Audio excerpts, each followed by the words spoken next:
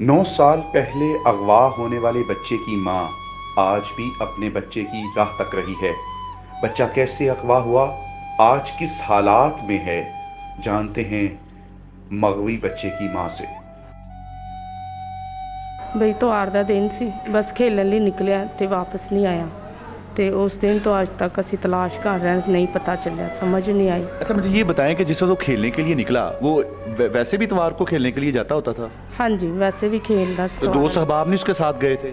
हाँ जी, पता ही नहीं चलिया, कोई मानता ही नहीं। उन्होंने दोस्त ਜਿਹੜੇ ਨਾਲ ਸੀ ਉਹਨਾਂ ਨੂੰ ਪੁੱਛਿਆ, कोई नहीं मन्निया। कितने बजे का टाइम था जब घर से गया था वो? सुबह का टाइम से 8 बजे का। अगर सुबह का टाइम था, इसका मतलब है कि बाकी और दोस्त भी साथ निकले हाँ होंगे। जी, अक्सर मैच खेडन बाहर निकल जाते। तो बाकी के दोस्त क्या कहते थे? उन्होंने क्या, सानू नहीं पता, नहीं दसिया उन्होंने कुछ भी। तो जिस वक्त वो घर से निकला था, कोई दरवाज़ा नॉक हुआ हो कि भाई बाहर आओ, कोई ऐसी वैसी बात हुई हो? नहीं, बस घर से निकल गया। ऐसे कहना भी मैं खेलन ਲਈ ਚੱਲਿਆ ਤੇ ਥੱਲੇ ਆ ਗਿਆ ਸੀ। ਉੱਪਰ ਵਾਲੇ ਪੋਰਸ਼ਨ 'ਚ ਰਹਿੰਦੇ ਸਾਂ, ਥੱਲੇ ਆਇਆ, ਅੱਧੇ ਘੰਟੇ ਬਾਅਦ ਅਸੀਂ ਲੱਭਣਾ शुरू करता, नहीं ਲੱਭਾ।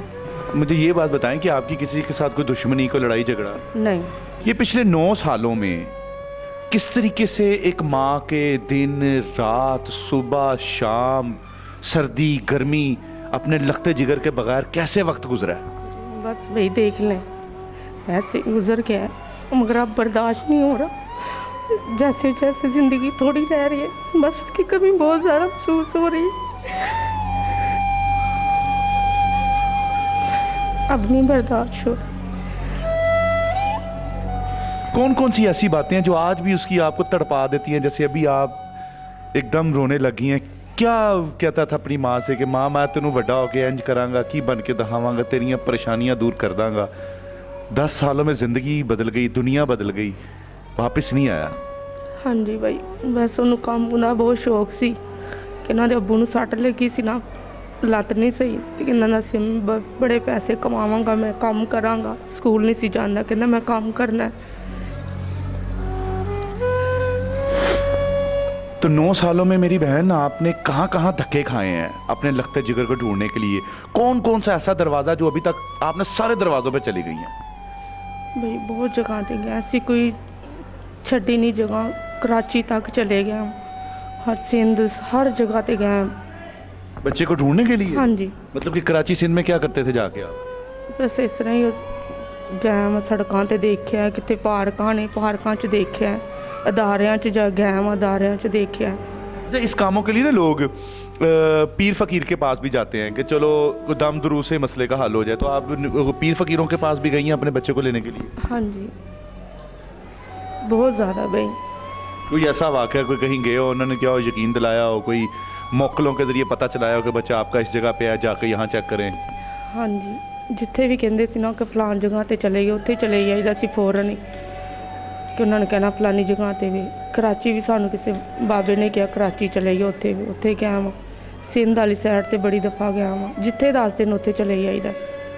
की कहना चाहोगे इस टाइम तुसी वज़ीर आला पंजाब नूं या पुलिस अफसरां नूं या सियासतदानां नूं, ए माँ अपने बेटे की तलाश वास्ते, बेटे नूं एक बारी वेखण वास्ते कि मैं उसनूं वेख लईए, दिल नूं तसल्ली हो जाए, की कहना चाहेगी? बस यो ही है कि खुदा दे वास्ते साड़ी मदद करन, मेरा बेटा जिथे भी है सानू मिला देन।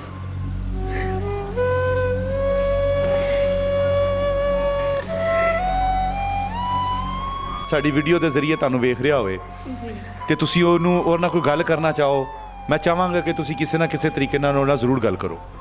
हाँ जी, मैं ये कहूँगी कि अगर मैंने देख रहा मेरा बेटा तो साढ़े कोलों कोई गलती खुताई या कोई उन्होंने गल साड़ी नहीं अच्छी लगी तो वापस आ गया वे, अल्लाह दे वास्ते।